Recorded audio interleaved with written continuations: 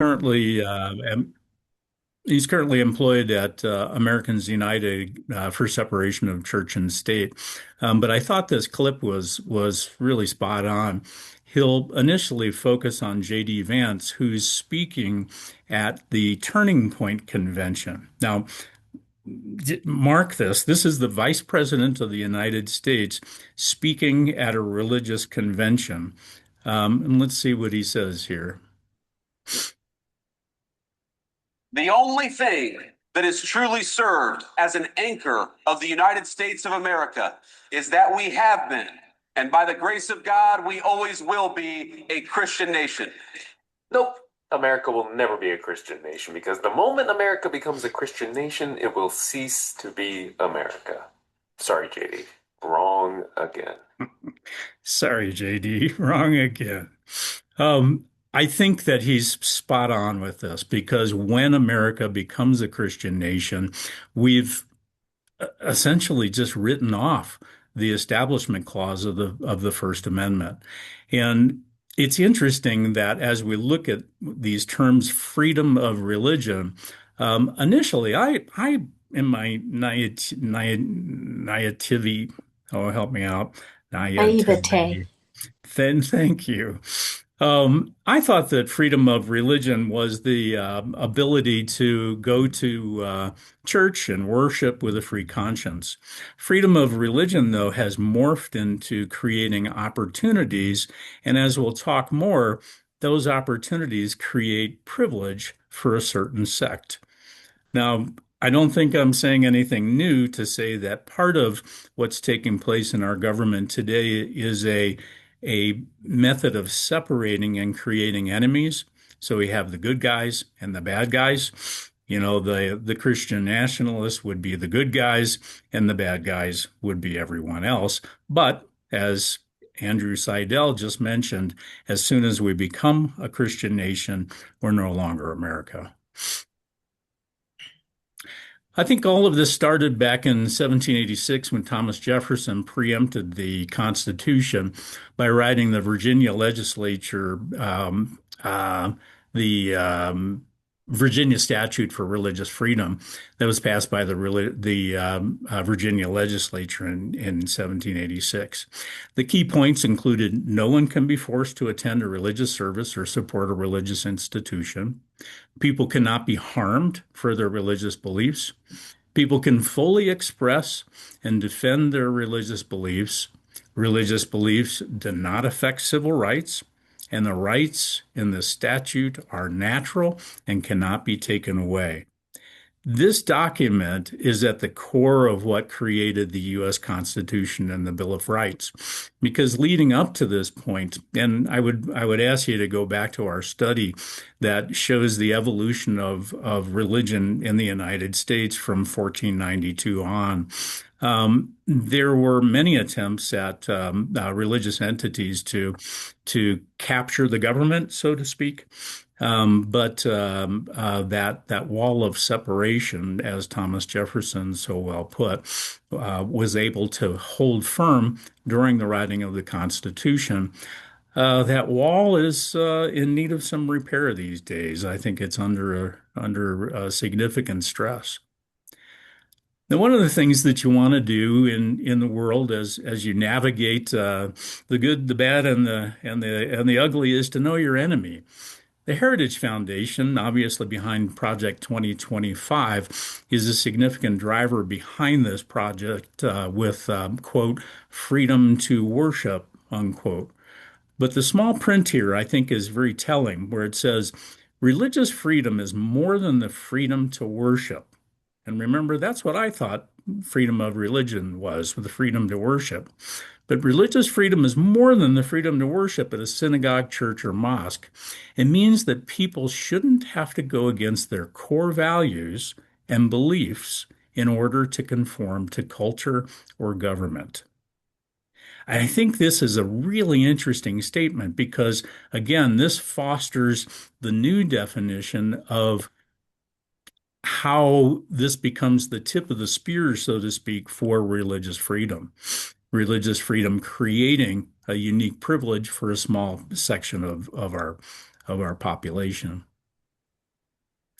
So, what is fundamentalism? Well, first and foremost, it's a belief that the words in the holy book, whether it be the Quran, the Bible, are true and cannot be challenged by analysis or new evidence.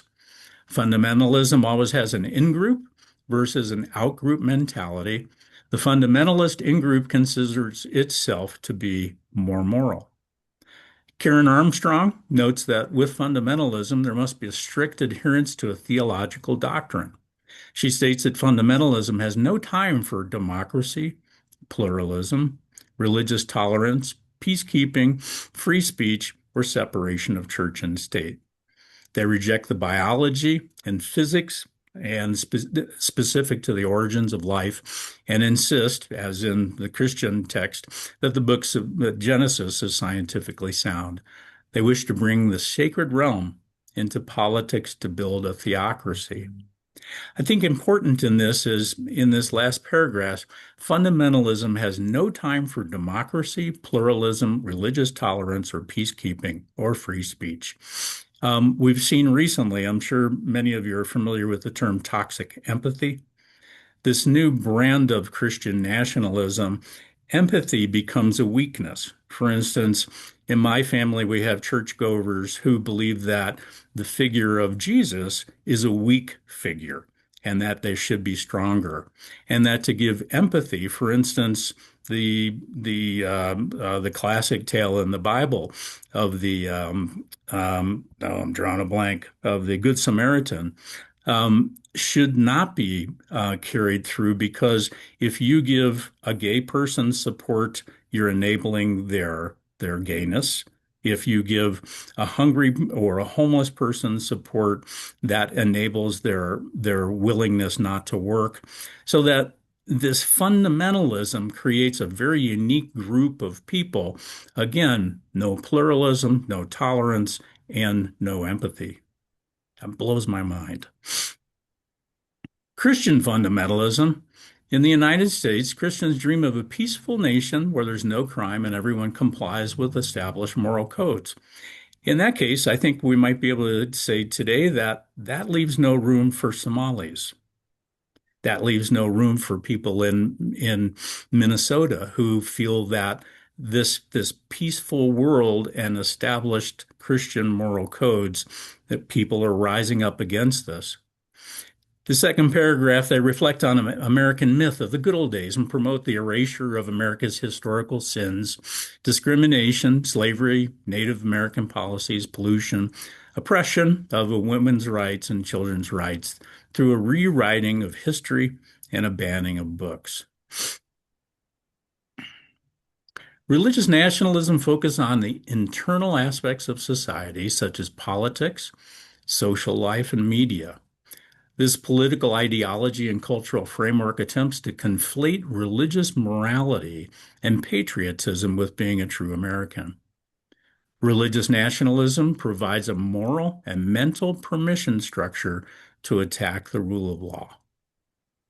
Christian nationalism is a form of religious nationalism that's built on the claim that America was founded as a Christian nation based on Judeo-Christian principles, and most importantly, that we've strayed from the foundation of our godly roots. Christian nationalism also employs the language of return to claim to be the true heirs of the American experiment and the American identity. Religious nationalism seeks to change our country in ways that may limit our individual civil rights. Religious nationalism seeks to alter the social contract that we as citizens of the U.S. have with our government by embedding religious doctrine into government. Religious nationalism also seeks to obtain privilege from the government, including tax benefits and funding for religious causes such as religious schools. Many of us would think of religious freedom as a gift. We can practice as we wish to. But back to Andrew Seidel, who's written two books I would recommend, American Crusade and The Founding Myth. He states, legal questions of religious freedom are not always simple. They can be complicated and more often emotionally fraught. But in their push to weaponize religious liberty, the Crusaders, and we'll define that, The Crusaders have misled and confounded many Americans about where to draw the legal lines. The Crusaders are defined as a battle to privilege the few who believe in the correct version of the correct God, waged at the expense of those who don't. They're not conquering land, but it's a war of conquest. And at the most basic level, they're seeking privilege to codify supremacy. Do Christians support Christian nationalism? Well, interestingly, no. In fact, I see Christian organizations as one of our strongest coalitions as we move forward with this position. Many organizations formed within Christian circles. Good friend of mine is a Lutheran and just forwarded me a document, 92-page document that the Lutheran Church just put together at their annual meeting in Phoenix. And interestingly, they focused a lot on the First Amendment and the separation of church and state. So that I think most Christians believe that that wall of separation is still critically important. So, what is Christian nationalism and how does it affect us? Well, the first thing in the White House, we now have an anti-Christian task force. Critics say these bodies prioritize a specific Christian agenda in government policy and strengthen the influence of Christian nationalists. The Seven Mountain Mandate and the New Apostolic Reformation, these were two organizations that were interesting in that they became a bridge or a coalition for disparate Christian organizations. So the Episcopalians could join with the Catholics in the New Apostolic Reformation to create a political party. If you don't know of these two organizations, Seven Mountain Mandate and New Apostolic Reformation, I'd recommend doing a little homework on that. Hi, Sandy. I didn't see you pop in there. Uh, but our Speaker of the House, Mike Johnson, I don't think he still does, but for a period of time, he flew a New Apostolic Reformation flag along with the American flag outside of his office. Number three, another example of Christian nationalism, collaboration between Christian nationalists and activist Sean Vogt and the Federal America 250 team, the government's 250 anniversary planning group to organize taxpayer-supported Christian revival events and worship gatherings tied to America's semi-quincentennia. Sounds kind of Christian to me. Also, we have a megachurch in Texas that has created an opportunity directly across from the Supreme Court. The space is decorated with Christian and patriotic symbols and used for prayer and political petitions. Christian nationalist rhetoric among political leaders. I could quote you a lot of Lauren Boberg conversations about Christianity and promotion of Project 2025 with its Christian nationalist elements. The Seven Mountain Mandate is interesting because my wife is on the conversation tonight, and we always try to remember the seven mountains, but can't. They include media, government, sports, politics, but essentially the idea is to take the Old Testament and apply it to modern society. They claim their task is not to take over. They would never do that. They're just simply spreading God's message to each of those spheres so that they can dominate each of the spheres of our society. Reverend Paula White is our resident reverend at the White House in the Office of Anti-Christian Bias. So let's talk a little bit about the legal actions that are taking place. Oklahoma statewide charter school board v. Drummond, I think, was a case that probably come up in your memory. It was the case where it was the first Christian charter school that was approved by the charter school system in Oklahoma.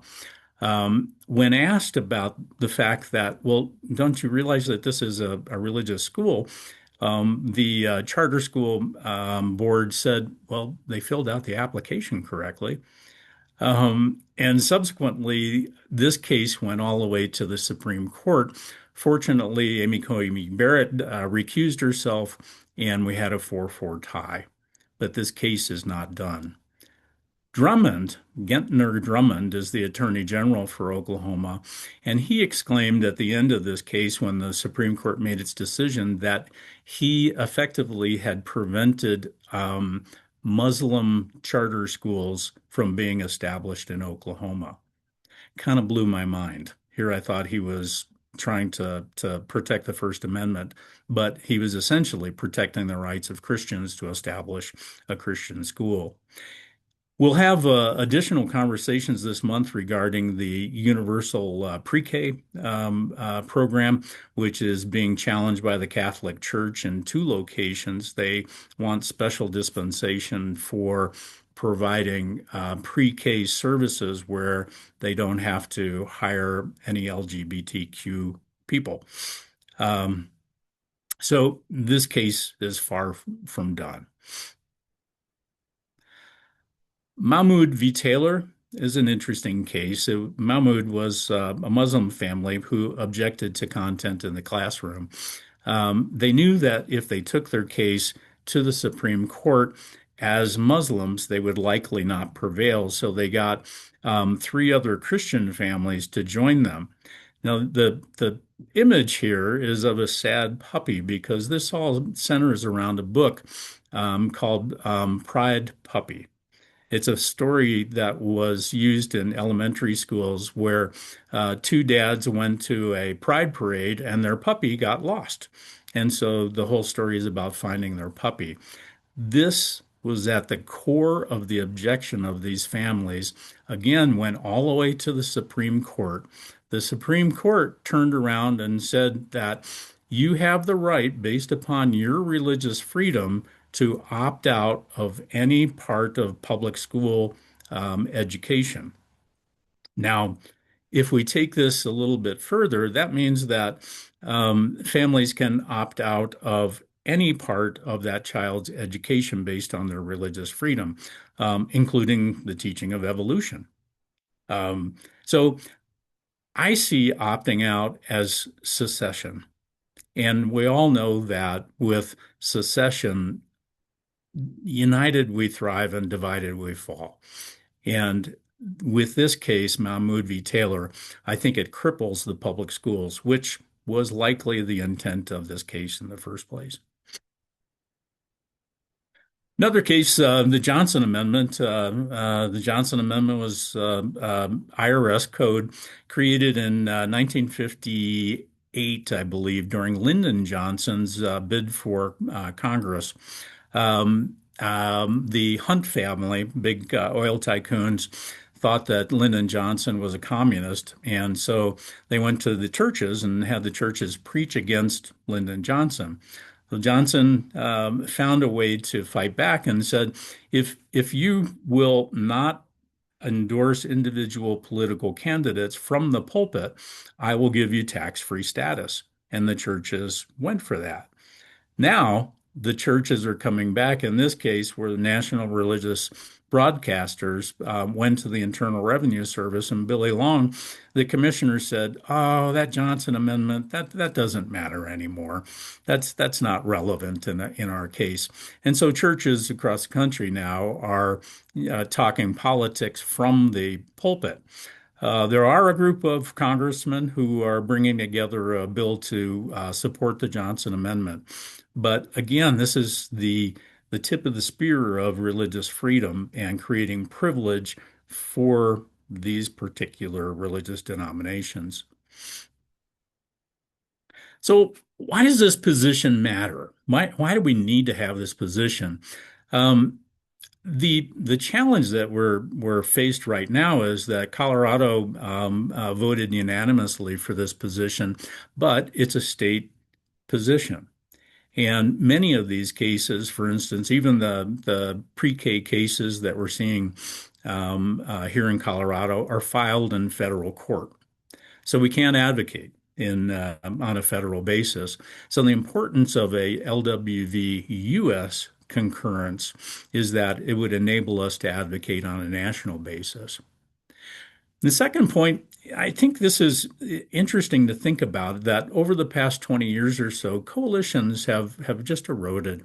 Participation in church and professional societies have really decreased, and that affects the ability of these coalitions to have a voice. So part of what we're looking to do with the concurrence by LWVUS with our Colorado position is to create more coalitions that would create a stronger voice for this position. Number three, we want to defend public benefits from sectarian interests. Biggest point, I think, being public schools. I might have mentioned before, but I read a news article today that attendance at public schools in Colorado is down by 10,000 students. It's going to be a huge financial hit to that system. We also want to defend civic reasoning, a cornerstone of democracy. We want to ensure that public education serves a civic purpose and not a purpose of religious indoctrination. We want to support free conscience in religious practice for believers and non-believers alike. So moving towards the 2026 meeting in Columbus, Ohio, these are the words that are most important right now for the planning survey. Every year that we have a national meeting, LWVUS in January sends out a program planning survey. That survey is sent to every local league nationally, and the local league comes together and talks about issues that they want to see discussed on the floor at the national meeting. Our goal is to have LWVUS recognize us through the planning survey to say this is an important enough issue that we want to discuss this on the floor for possible concurrence. The challenge is, and I think I can't remember who told me this, that league members are really great to talk to, but they're really hard to get a hold of. And the challenge for us is that we need every local league in the country to use these words in the planning survey when they return it to LWVUS in March. I recommend discussing and adopting by concurrence the Colorado position on religious nationalism. If we can get the attention of LWVUS, we'll be on the agenda. If we can't get the attention of LWVUS and we're not on the agenda at the national meeting, I think the slope is too steep to be able to work to have that brought up on the floor. So, these are slides that I use in public conversations. I think this is true with us. Carry this conversation into your own community, and talk about the challenges associated with religious freedom. Be sure to join the league. Be sure to support the Religious Freedom Task Force, and be sure to donate. Again, our big challenge here is the survey, and this is why I'm asking for your support for this.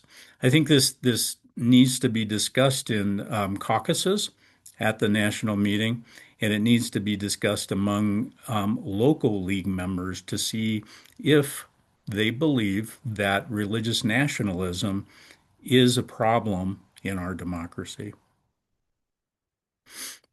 What kind of questions do you have?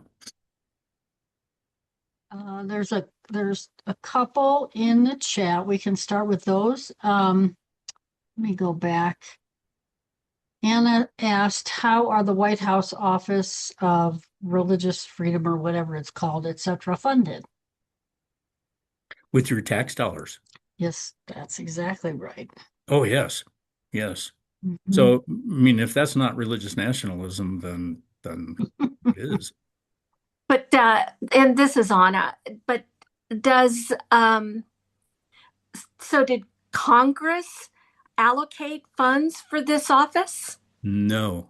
You know, the office has been there. I think it began in George W. Bush's term and stayed, but it was used as kind of a retreat room, or maybe a place to Mm, go to pray, but it now has taken on this tenor of if you are against Christianity, we will come after you.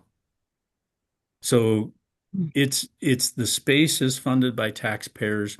Paula White's salary is funded by taxpayers, and it's all allocated simply through the executive order of the president. mm, mm. Thank you. It Sure. makes you wonder how all these executive orders are being funded, you know, since Right. they weren't originally in any budget. Yeah. Sandy wants to know, and Sandy, you can pipe in, of course. It's a small group, so you guys don't have to like raise your hand or anything, but she did ask. I found a book called Money, Lies, and God by Catherine Stewart, which seems to be educating us on the history of this well-planned movement. Is this one you have used, Jeffrey? No, I'm not familiar with that. Can Mhm. you repeat that again? The name and the author? Money, Lies, and God by Uh-huh. Catherine Stewart. Not Catherine with fa- a K. not familiar with it. No. Mm. Sandy, have you read it? Yes, there she is. You're still muted, Sandy. There Yeah. we go.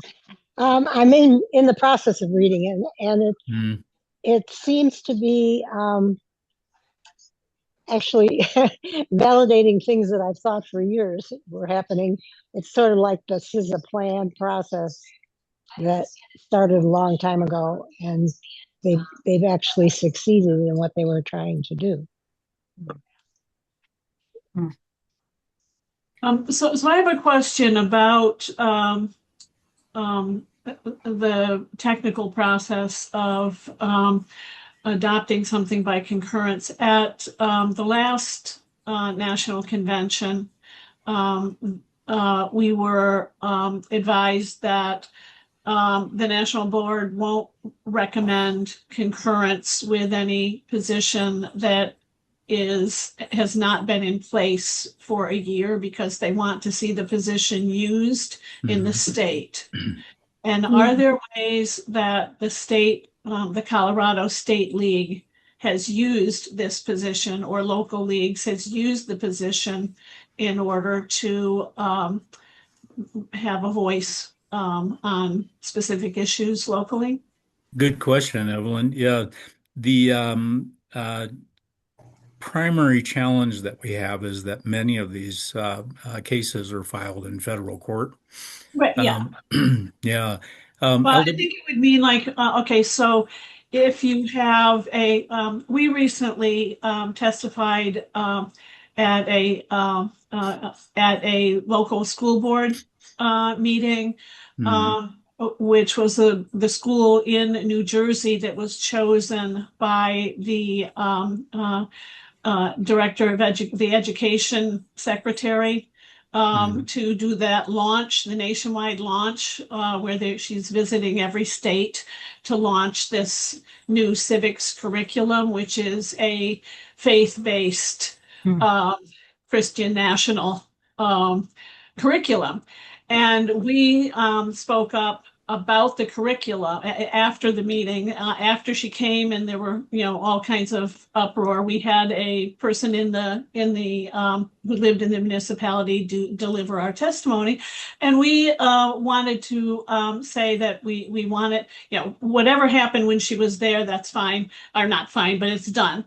But we wanted to object before the fact to any idea of adopting this particular civics curriculum because it violates the League of Women Voters position on appropriate history and civics curriculum, which is that it should be all inclusive and we tell all of history. And so we had specific things. So we attacked that. If we had this in front of us, we could attack it specifically as being religious fundamentalism.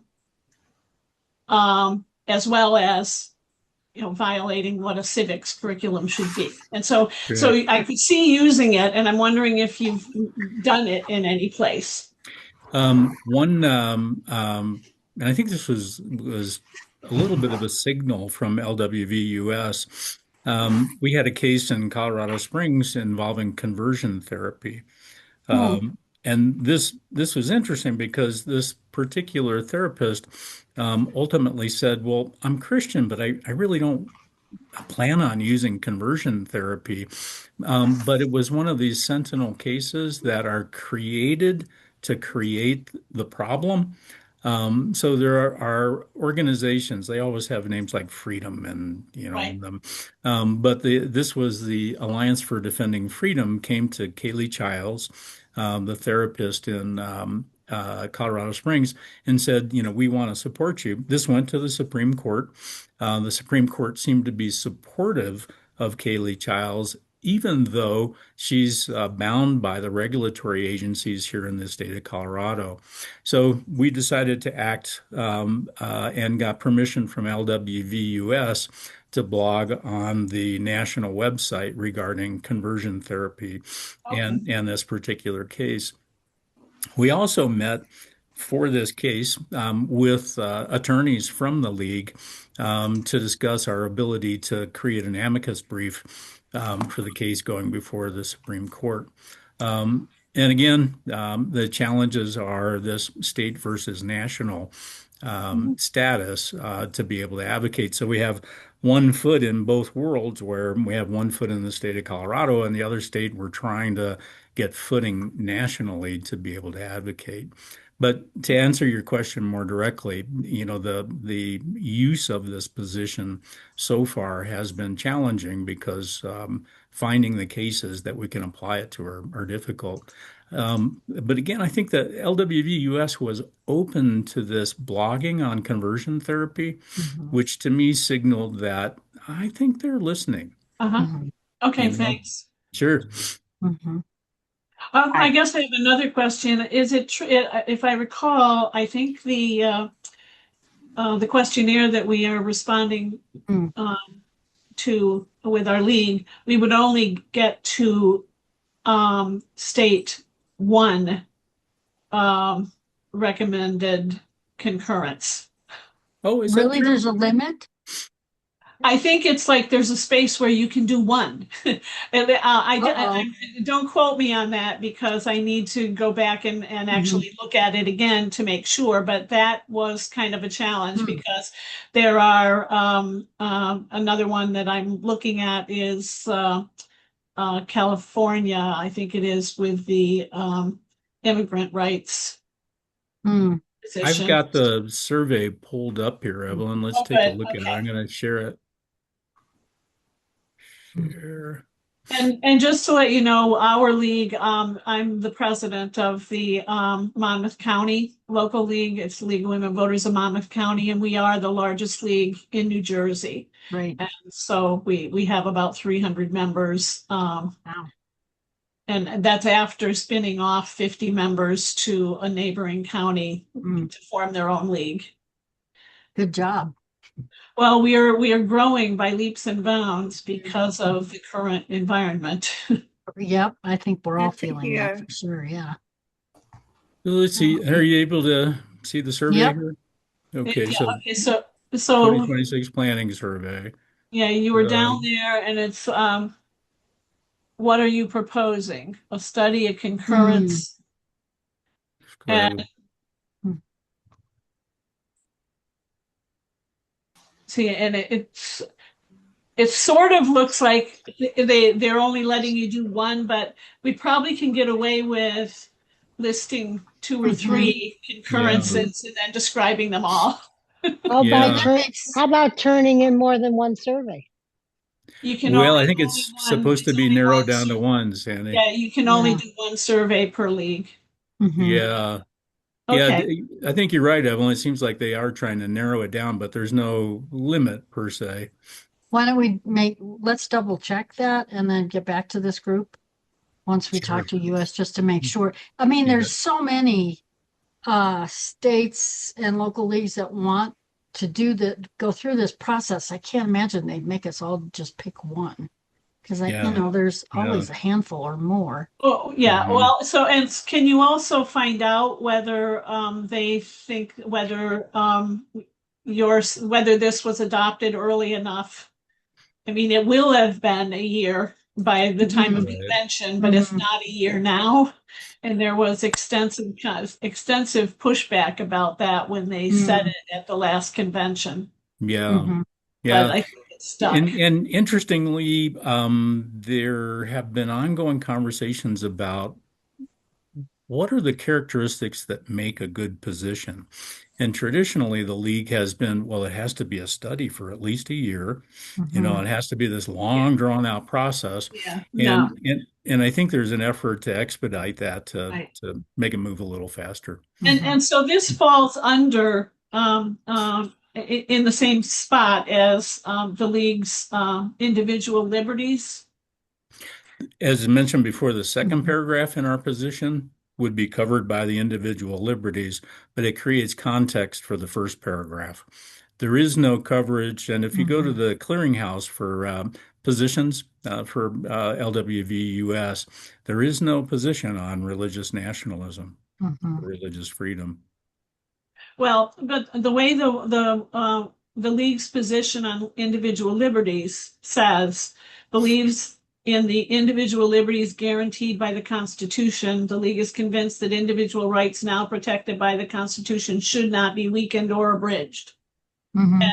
This is one of those liberties, and so it's Mhm. and but it doesn't mean that it doesn't deserve its own policy because we have a specific policy on reproductive choice, and that could Mhm. be under individual, so Mhm. how they decide how many to whether to add it as a position Mhm. is obscure. Hmm. And Hmm. I have a feeling that doing a lot of talking to National League people behind the scenes is maybe important. Mhm. Absolutely. Yeah, Or we do have a yeah. contact inside the National Mhm. League, and we've been having conversations that started in Washington at the last national Mhm. meeting. Okay. Mhm. Well, I'll shut up now, but yeah, I was really pleased to see this, and I'm glad that you sent it to us. Very good questions, though. I appreciate you flushing out all the details. That's the important part of where we are right now. Jeff, do you see the hands up? So you No, I could. can't see Oh, them. okay. Can I you read don't them off, know. though? Cheryl, did you raise your hand before Anna did? Yeah, I Okay. yeah, I wanted to um, mention the book that was brought up by Catherine Stewart, Money, Lies, and God. Um, she, she is touring a lot, and she has given talks at local secular atheist Hmm. groups in Colorado. Hmm. And I do recommend that book to anybody. She really um, talks about the behind the scenes um, plan that has Mhm. been going on for years. So Cool. kind of a lot of your presentation, Jeff. Hmm. Hmm. And there was an email sent out for voting recently to accept a partnership with the American Atheists Hmm. National Organization.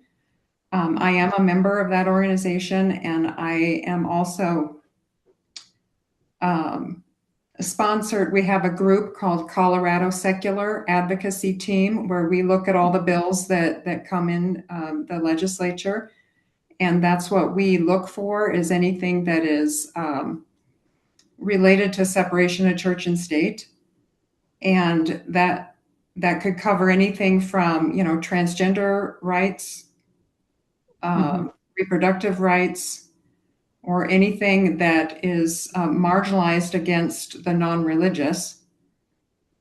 And so that's kind of what our group is actually looking for is all those bills, and we align with all of the values with League of Women Voters.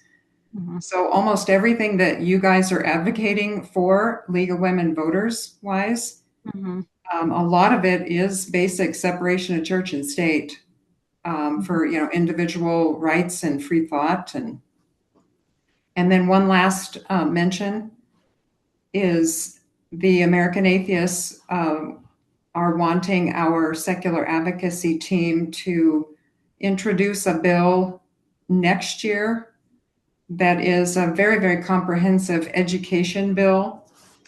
And we're initially calling it the Student Secular Bill of Rights. And what it is promoting liberty and upholding the rights of all learners, for all students to have a right to secular education that is free from all the opt-outs, free from any, religious infringement on education, et cetera, et cetera. And I'm really hoping that League of Women Voters will be a huge stakeholder in that bill. So Cheryl, speak, that's cool. Is that in the Colorado legislature, not national? It's at the state level. We look at the Okay, state great. level. Great. And just so you know, so for everyone else, I'm also on the board of the Colorado League. And we had a brief conversation about this request to partner with the Atheist Association. And it's just going through the steps, Cheryl. The Legislative Action Committee members have to vote on it, but, it looks pretty promising. I wouldn't be, I wouldn't think it wouldn't go through. Let's see. Anna, Before you go on, Oh, Tal, though, yeah. I did mention earlier that coalition building will be at the core of this position because individually, we have a voice, but Yeah, collectively, as we create coalitions, including atheists, the Lutherans, we'll create a much broader conversation. Have you gotten the humanists? What was that? I know No. you spoke to them, but did they join you? Yeah. Well, I think that would be another coalition, Sandy, to Yeah, it would to be a work great on. coalition. Yeah. Right now, the push is to get this position to concurrence by LWVUS, and then we can start to work hard on partnerships. Okay, Anna, you're up. Yeah, thank you. I just want to comment that this sounds also like sort of the opposition to the about elimination of DEI, because everything about DEI, this is exactly the opposite. So I wonder if you think that this position can be used as a as a pushback against the abolishing DEI, because DEI is currently a position that the U.S. League has. Yeah, absolutely. And this gets back to a previous question about how are we advocating with this.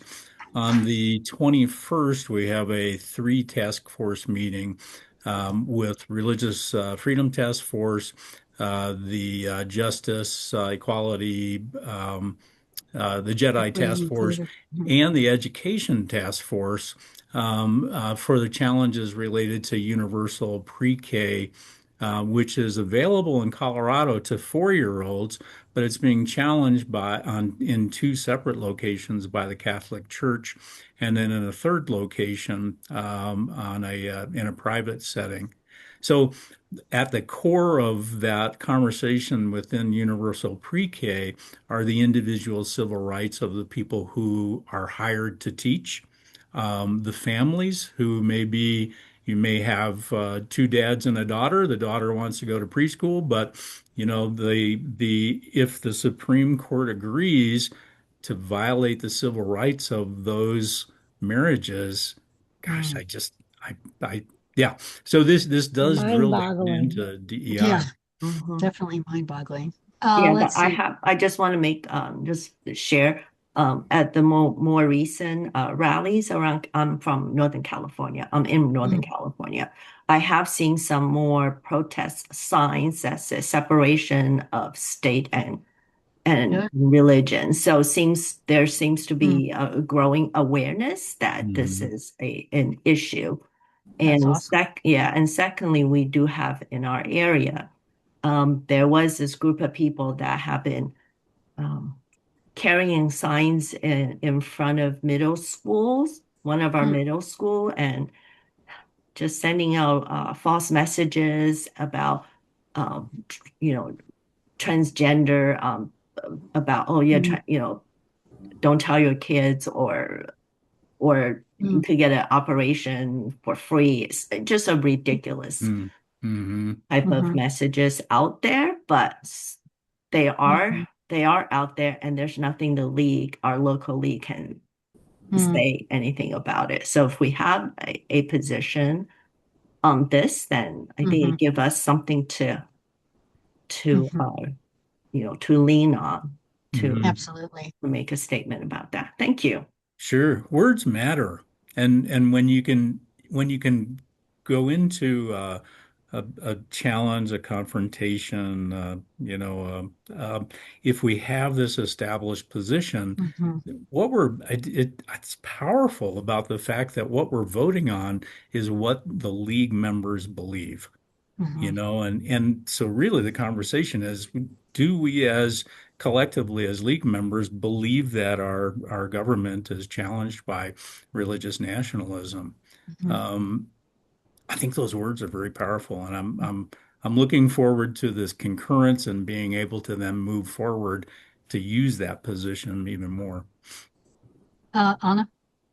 Hi. So, our league, I saw a comment in the chat there that says, what is the California concurrence? We have not heard anything from them. So, I'm part of the California group. Actually, Mm. Anna and I are both members of the League of Women Voters of Diablo Mm. um, Valley. So, and Anna's not on this particular team, but there are at least three of us who are going to be studying this. Mm. And this went out, this consensus information. I'm not sure how it went out, but it did. And we got some feedback from someone that I consider a very thoughtful person. And I would like to share that with the group. It is a little bit lengthy, but I'd like you to take it under consideration. This comes from Leslie Stewart. She's been a member of um, the League of Women Voters for, I don't know, half a century, Anna, something like that. And she's very well versed in everything, literally everything league. So here's what she said. She said, the nice thing about getting a position through concurrence is that it comes ready to roll. No further study, no consensus meetings, no additional approvals needed. The problems with getting a position through concurrence are that A, it's usually difficult to tweak the language, even if it isn't totally appropriate to all situations. And B, members haven't done a study and consensus, so they don't fully understand the issue and may not use the new position or may use it inappropriately. The language is a problem for me with the Colorado position on religious nationalism.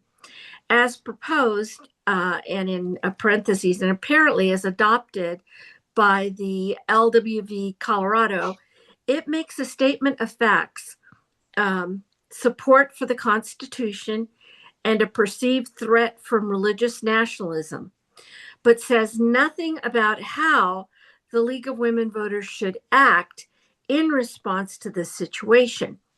Granted, it's implied that the League of Women Voters might oppose certain acts, such as an opening morning prayer in classrooms, but there isn't a hint of what is and isn't acceptable practice by government institutions. A definition of the term religious nationalism might also be good, as movements often change names and keep the same goals, which, of course, you've defined it in this presentation, but what she's speaking to is the language that is, in the actual language that you're using. Um, In the so study, Anna? yeah, uh-huh. Yeah. So it says, I'm glad to see that League of Women Voters Colorado is having informational meetings prior to convention because often some tweaking gets done before the position is actually submitted to the delegates.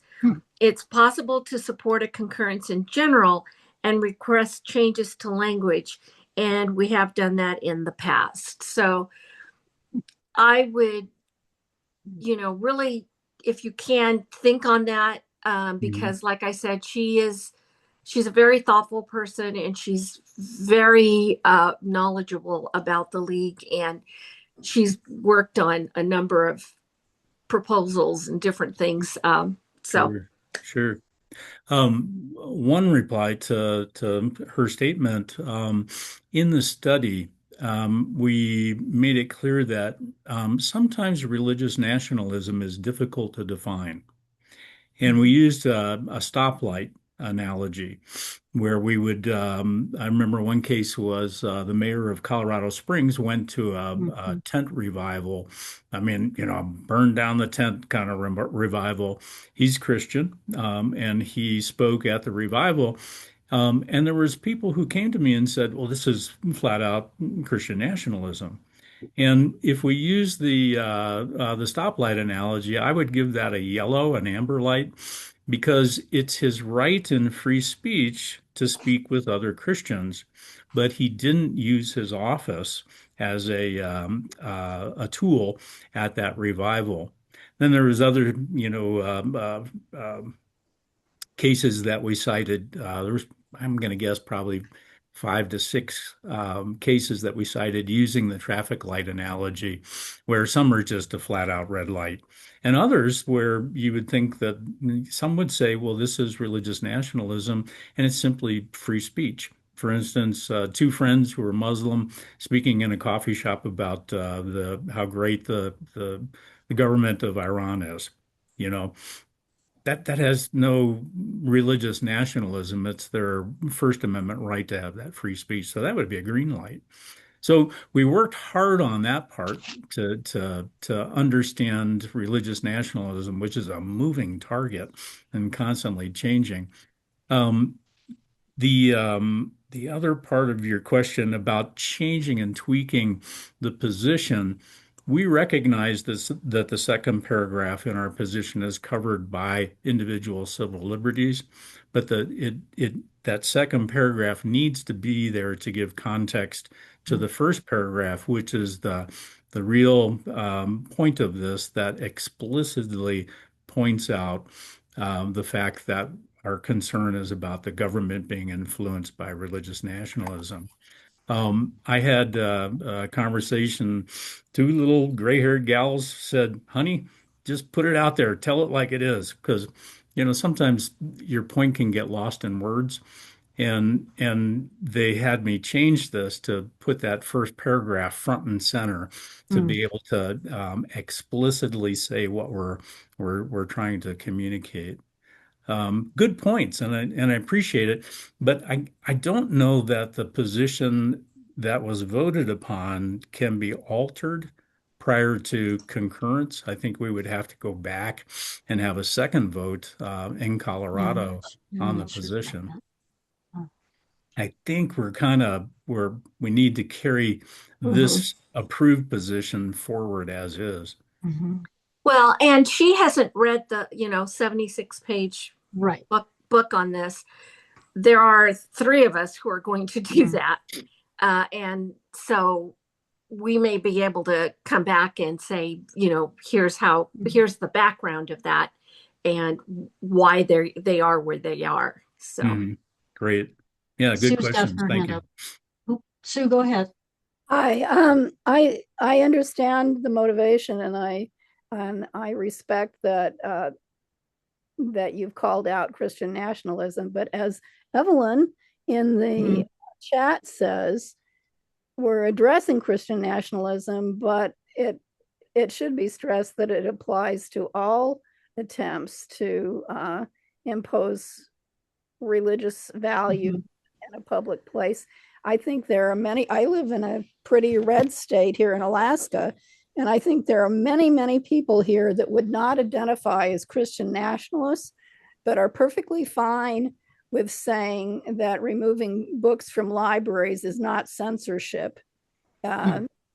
It's just common sense. And Mhm. it would say religious content in the school reflects our culture, but wouldn't go along with some of the more extreme forms of Christian nationalism, and they would disassociate themselves from Christian nationalism, but some of the things that they would find perfectly acceptable would be toward that same end. So I think you can't change and you shouldn't change your position as it is, but I think in spreading the word and seeking concurrence, it might be good to Mhm. Yeah, the yeah. examples you just gave also Mhm. are examples of that, but I think it would be good to hit those pretty heavily too, because I'm sure there are lots of people in red states who have a wide swath of population that would never consider themselves nationalists, but Mhm. might be swept away. Mhm. And, and plus Christian nationalism is becoming more regularized. So I think the emphasis should go both ways in trying to gain support for the concurrent.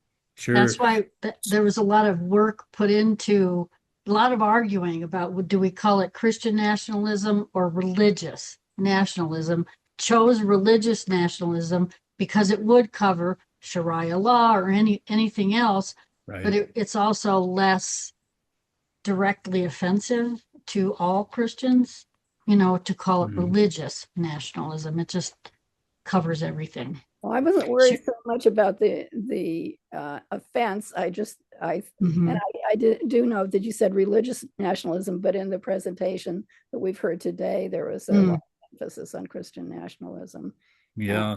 Sue, I think throughout the study, you'll see that our emphasis was to try to keep the conversation as broad as Mhm. possible. yeah, I Um, read it. I read it, so I'm not great, criticizing great. that, but I just thought that it was a little bit heavy in your earlier comments. Yeah. Oh, So, just tonight. in conversations like this, I'll use the words Christian nationalism because I think essentially that's our current problem. But in the study, you'll find that the majority of the words speak to religious nationalism rather than focusing specifically on one denomination. Mhm. Cheryl? Yeah. Um, I just wanted to share like those big tent revivals and such.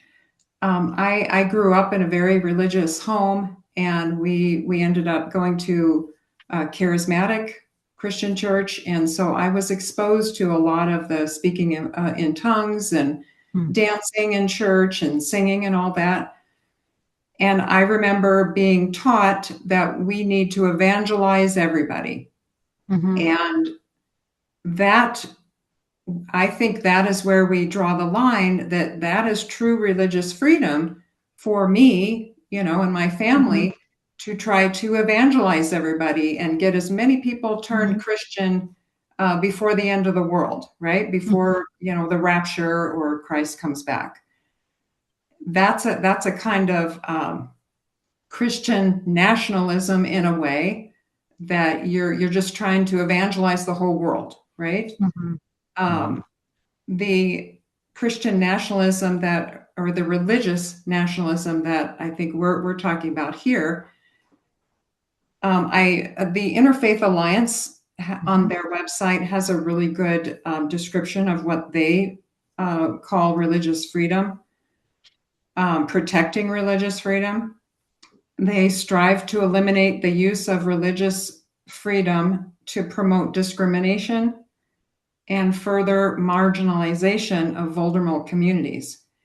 And I think if you use that litmus test Mhm. for any issue, um, it becomes, if a Christian says, well, my value and my belief is that it's wrong to be trans, Mhm. then they are wanting to push that out into society and tell and make society against trans, and trans cannot exist. Mhm. That is promoting their belief. They are discriminating against other people, and that is that means, other people are being discriminated against, maybe because they're a different religion. Being an atheist, as myself, um, Christian nationalism, is discriminating against me. The government right now is, finding people that are talking against Christianity, and that's what an atheist does: is talk against a Christian religion. I'm not telling people they cannot be Christian, and I will fight for their right to believe the way they want to believe. But that's where, if we need to add different wording or something like that, it basically is, Christians cannot push their beliefs into society and start discriminating against people and against marginalized and vulnerable people. Against Carol, government. unfortunately, they can because they have a First Amendment right to free speech. Our guidance from LWVUS told us to focus on clear-cut violations of civil rights, and these would Constitution. be the By the government. well, by, Or, by any religious entity yeah. that violates another person's individual civil rights. In Mhm. those cases, again, we can then we we have to litigate in a way that would be protecting civil liberties based on religion trying to put pressure Mhm. onto individuals. LWVUS looks to those cases because they're clear, they're unambiguous, and they want to try to focus on violation of civil rights in relationship to the imposition of religion. We're past time, Jeff. Okay, are there other questions? Did we get all the questions in the chat? There's a lot of commentary in the chat. And of course, we're recording this, so we'll get the chat sent to you guys as well. But I think we got all the questions off of there. Good. Mhm. Wow, Sue, great questions. Evelyn, thanks. Mhm. Really great. Yeah, And really I great. appreciate your commentary and now's the time when we've got the fundamentals together, but um, we've got to get it over the goal line here. Mhm. Again, if I could ask for your support in the survey, that's a very important part of where we are right now. Also, I know there are a few states that are adopting our position within their own Mhm. state as well. And that would be a strong Right. sign of support. New Well, Mexico who has are they? already New Mexico has already concurred. Yeah, they're done. Ohio, Vermont are There's one, working on concurrences. but there was one more. And there's one other state. I can't, it's It's something like it was a surprising one, I thought, from the South, maybe. I I can't don't remember remember now. now. Yeah. Anyway.